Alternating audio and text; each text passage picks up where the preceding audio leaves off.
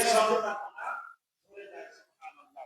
শুধু তাই নয়, সম্মানিত মুসল্লি আযম, আল্লাহর নবী আরো বলেছেন, আমার যে যারা বান্দা বান্দি আছে, আল্লাহর যারা মুসলমান বান্দা বান্দি আছে, তারা যখন এই হাতটা ধয়, এই হাতটা যখন কোন পর্যন্ত সুন্দর করে ধয়, আল্লাহর নবী জনাবে মুহাম্মদুর রাসূলুল্লাহ সাল্লাল্লাহু আলাইহি ওয়াসাল্লাম বলেছেন যে এই হাত দ্বারা মানুষ কত গুনাহ করে থাকে না?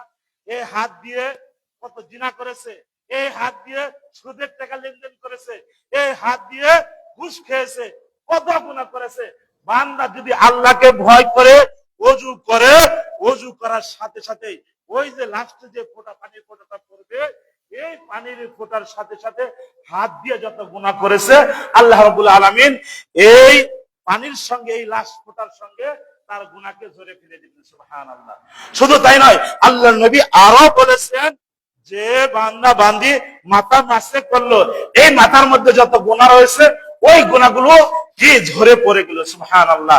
সম্মানিত মুসল্লি আযম, আল্লাহর নবী আরো বলেছেন যে ব্যক্তি পায়ের টাকনু পর্যন্ত ভালো করে ধৌত করলো, আল্লাহ রাব্বুল আলামিন বলেন যে বান্দা বান্দি এই পা দিয়ে হেঁটে হেঁটে এই রাত্রের অন্ধকারে যে বিভিন্ন জায়গায় এই পা দিয়ে হেঁটে হেঁটে যে গুনাহ করেছে, এই গুনাহটা যখন আমার বান্দা যখন ওযু করলো, সুন্দর করে পাওটা ধুত করলো, আল্লাহ রাব্বুল আলামিন বলেন যে আমি ওই বান্দা বান্দির যে পানির সঙ্গে ওই গুনাহগুলো ধুয়ে মুছে দিলাম। সুবহানাল্লাহ।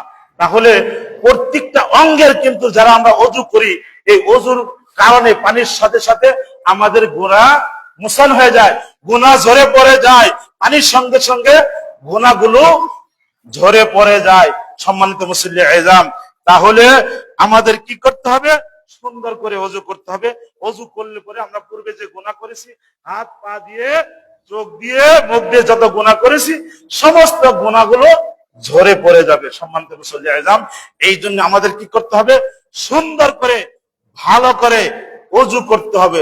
ওযুর মধ্যে কোনো ত্রুটি থাকলে হবে না। সম্মানিত মুসল্লি আযম, আল্লাহ রাব্বুল আলামিন আমাদেরকে এই হাদিসের উপর আমল করার তৌফিক দান করেন। সকলে বলুন আমিন। সম্মানিত মুসল্লি আযম, আল্লাহর নবী আরো বলেছেন, ওয়ান আবি হুরায়রা রাদিয়াল্লাহু তাআলা আনহু قال আলা আদুল্লুকুম মা ইয়ামহুল্লাহু বিল খাতায়া ওয়া ইয়ারফাউ দারাজাত। সম্মানিত মুসল্লি আযম, আবু হুরায়রা রাদিয়াল্লাহু তাআলা আনহু হতে বর্ণিত, তিনি বলেন রাসূল সাল্লাল্লাহু আলাইহি সাল্লাম বলেছেন, ওয়ালা আলা আদুল্লুকুম আলা ইয়ামহুল্লাহু বিল খাতায়া ওয়া ইয়ারফাউ দারাজাত। ক্বালু বালা ইয়া রাসূলুল্লাহ।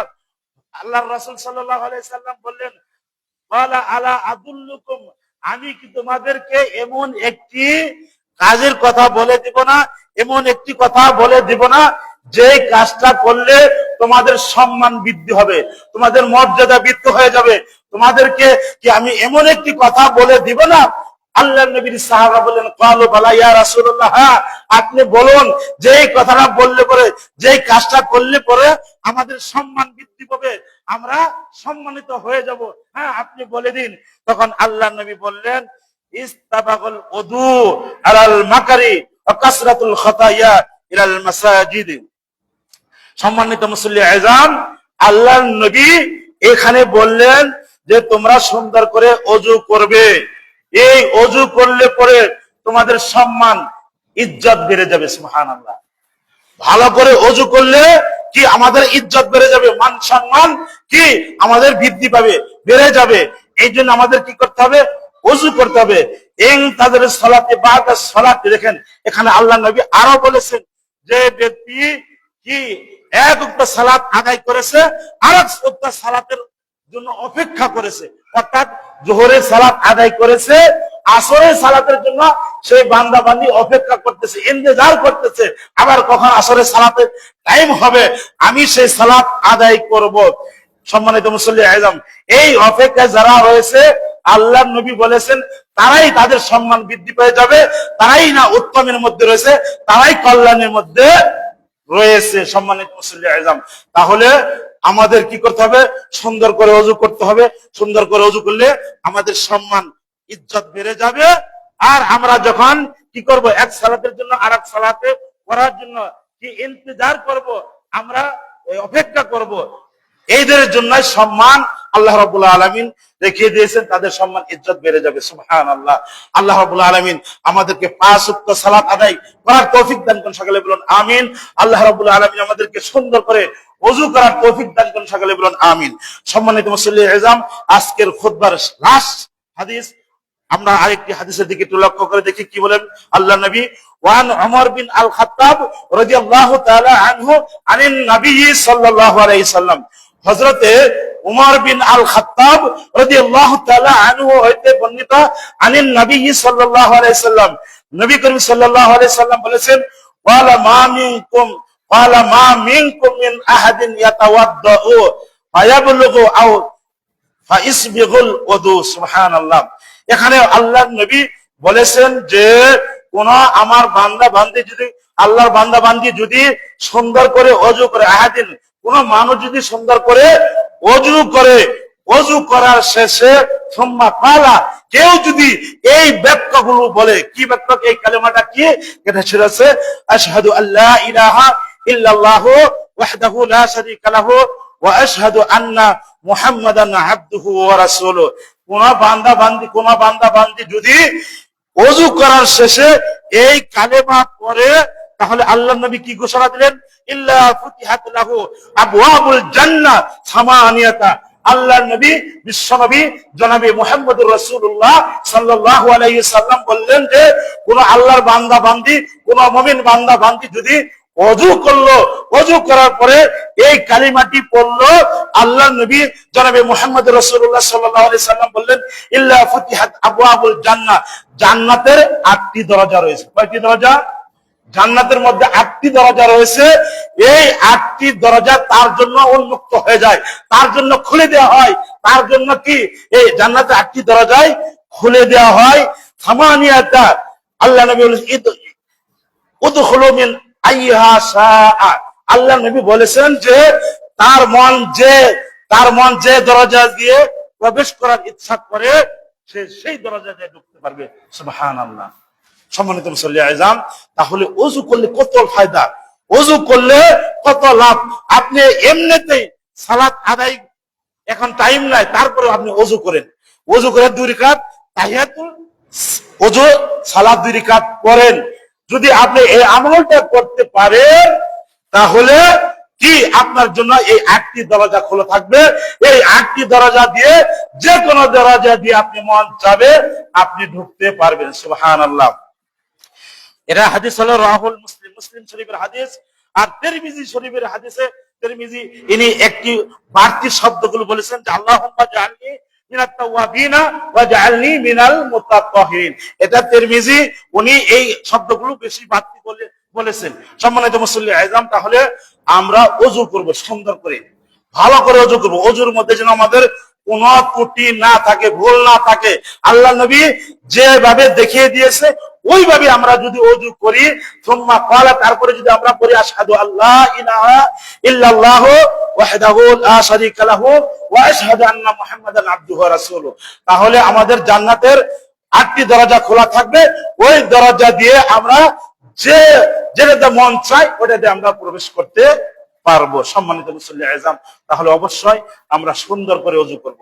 আল্লাহ নবীর দেখানো পদ্ধতিগুলো, আল্লাহ নবী যেভাবে ওযু করেছে ওইভাবেই আমাদের কি করতে হবে, ওযু করতে হবে।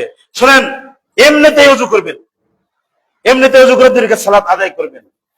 হযরতে বিলাল, জান্নাতের মধ্যে আল্লাহ নবী বললেন যে জান্নাতে বিলাল আমার আগে আগে হাঁটতেছে, জুতার সাউন্ড পাওয়া যায়, জুতা পাই দিয়ে যে হাঁটতেছে, এই জুতার সাউন্ডটা আমি পাচ্ছি। হযরতে বিলাল রাদিয়াল্লাহু তাআলা আনহার কথা এটা, যে হযরতে বিলাল, আমি আল্লাহ নবী বললেন যে আমি জান্নাতে যখন ঢুকবো, এখন এই সময় দেখি যে কি বিলালের পায়ের জুতার সাউন্ড শোনা যায়। আল্লাহ নবী এসে হযরতে বিলালকে জিজ্ঞাসা করলেন, বিলাল তুমি এমন কি আমল করেছো যে আমলের কারণে তুমি আমার আগে আগে জান্নাতে হাঁটতেছো? সুবহানাল্লাহ। দেখেন, আমলটা এত সহজ নয়, আমলটা একটু কঠিন হয়ে যায়। হযরতে বিলাল বলেন, ইয়া রাসূলুল্লাহ, ইয়া হাবিবাল্লাহ, আমি এমন তো কোনো আমল করি নাই যে আমলের কারণে আমি জান্নাতের মধ্যে আপনার আগে আগে হাঁটতেছি। এমন কোন আমল তো করি নাই, আমার তো মাথায় ধরে না, আমি এমন কোন আমলই করি নাই। আল্লাহ নবী বলেন, বিলাল তুমি খেয়াল করে দেখো, তুমি এই আমলটা করেছো, তুমি আমার আগে আগে জান্নাতের মধ্যে হাঁটতেছো। সুবহানাল্লাহ। সম্মানিত মুসল্লি আযম, বিলাল বললেন, ইয়া রাসূলুল্লাহ, ইয়া হাবিবাল্লাহ, আমি ভালো কোনো আমল করতে পারি না, তবে একটা আমল করি, সেটা হচ্ছে আমি যখনই সময় পাই তখনই ওযু করি, ওযু করার সাথে সাথে তাহিয়াতুল ওযু 2 রাকাত সালাত আদায় করি। সুবহানাল্লাহ।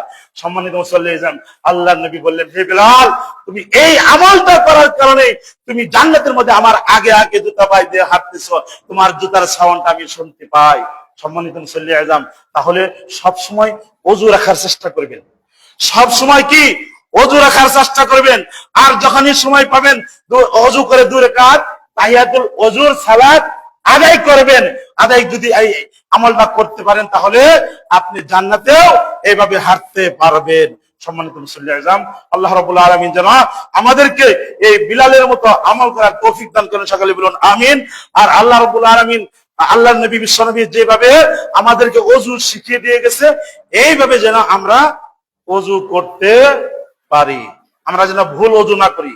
শুনেন, আমাদের বড় হুজুর বলেছে, আমাদের পীর সাহেব হুজুর বলেছে, এগুলা দেখার দরকার নাই।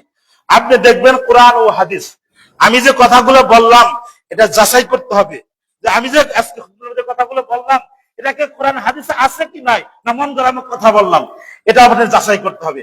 খালি হুজুর বলেছে, বড় হুজুর বলেছে, পীর সাহেব হুজুর বলেছে আর আমল করা শুরু করবে না, তা নয়। সকলেরই চোখ আছে, আরবি না পড়তে পারলেও বাংলা পড়তে পারে। এখন কম বেশি সকলেই বাংলা পড়তে পারে। বাংলায় হাদিসগুলো আছে, বুখারী শরীফ, মুসলিম শরীফ, তিরমিজি শরীফ, সব বাংলা অনুবাদ করা আছে। আপনি বাংলা দেখে দেখে পড়েন না কেন?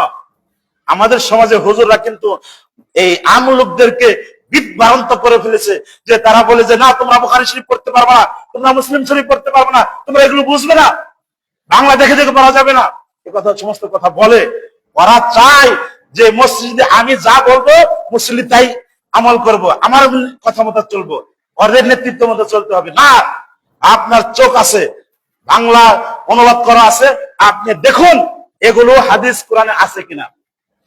যদি থাকে সেগুলো আমল করতে হবে, যদি না থাকে সেটা যত বড় হুজুর হোক না, উমর এত বড় মানুষ, এই উমরের কথায় যদি না মানা যায়, আমি আপনি কে? অতএব আমাদের মানতে হবে কোরআন ও হাদিস।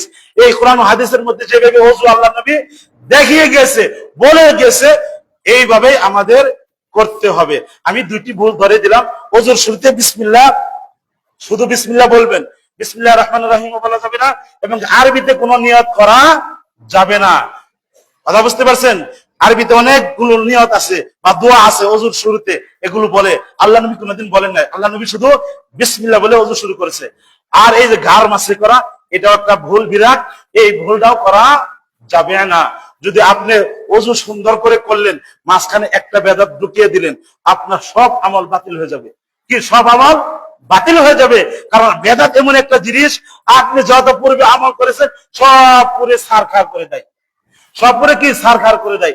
এই জন্য আমলের মাঝখান দিয়ে কোনো বেদাত ঢোকা যাবে না, নির্ভেজাল ওযু করতে হবে, বেদাত মুক্ত ওযু করতে হবে। আল্লাহ রাব্বুল আলামিন আমাদেরকে আল্লাহর নবী দেখানো পদ্ধতির মতো ওযু করার তৌফিক দান করেন। সকলে বলুন আমিন। ওয়া আখির দাওয়ানা আলহামদুলিল্লাহি রাব্বিল আলামিন।